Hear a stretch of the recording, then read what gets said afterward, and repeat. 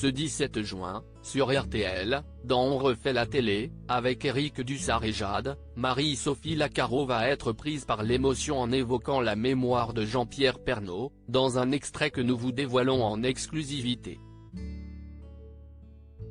Le 2 mars 2022, nous disions adieu à Jean-Pierre Pernaut, à l'âge de 71 ans, après plusieurs mois de lutte contre un cancer des poumons. Le présentateur emblématique du journal de 13h sur TF1 pendant 33 ans avait déjà affronté un premier cancer en 2018, celui de la prostate. Sa santé fragile depuis quelques années était connue de tous. Alors que des millions de Français ont pleuré sa disparition, de nombreuses personnalités lui avaient rendu hommage à la télévision et sur les réseaux sociaux, notamment sa famille, Jean-Pierre Foucault, Jean-Luc Reichmann, Cyril Hanouna ou encore Emmanuel Macron. Une semaine plus tard, une cérémonie d'hommage a eu lieu à la basilique Sainte-Clotilde à Paris, réunissant de nombreuses personnalités. Brigitte Macron, Nicolas Sarkozy, Gilles Boulot et Anne-Claire Coudray avaient fait le déplacement pour honorer la mémoire de celui qui a marqué le journalisme français. Il a été d'une bienveillance extrême. Marie-Sophie Lacaro, qui a pris la relève de Jean-Pierre Pernaut à la tête du journal de 13h de TF1, avait évoqué sa disparition lors d'une interview avec LCI. Affichant des lunettes de soleil en raison d'une infection à l'œil qu'il avait tenu éloigné de l'émission depuis plusieurs semaines, la journaliste avait confié « On se devait d'être là pour être au plus près de Jean-Pierre et de ses proches dans ce moment difficile, dans cette journée difficile ».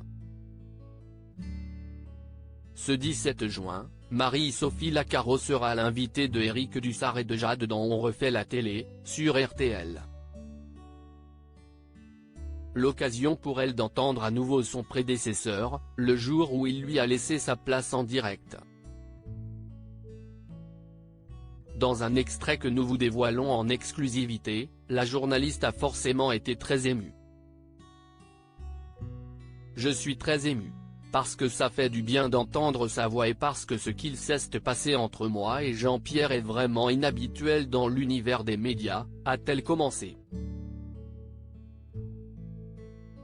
Avant de poursuivre, quand je suis arrivé, sur TF1, 2 mois avant de présenter ce premier journal, mon premier 13h et pendant ces 2 mois, j'ai côtoyé Jean-Pierre quasiment tous les jours et il a été d'une bienveillance extrême, se souvient la journaliste.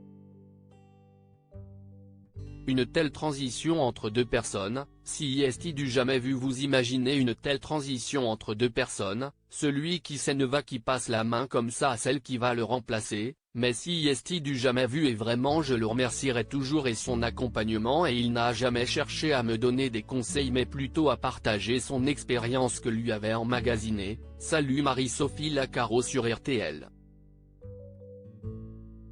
La présentatrice évoque enfin ce jour où elle a appris la mort de Jean-Pierre Pernaut. Quand j'apprends son décès, je suis effectivement chez moi dans le noir mais je saute dans un taxi pour aller à la rédaction et retrouver l'équipe du 13h. J'avais besoin d'être près d'eux et effectivement le jour des obsèques de Jean-Pierre, si est ma seule sortie publique pendant ma longue maladie, mais il méritait tout ça évidemment, conclut-elle, émue.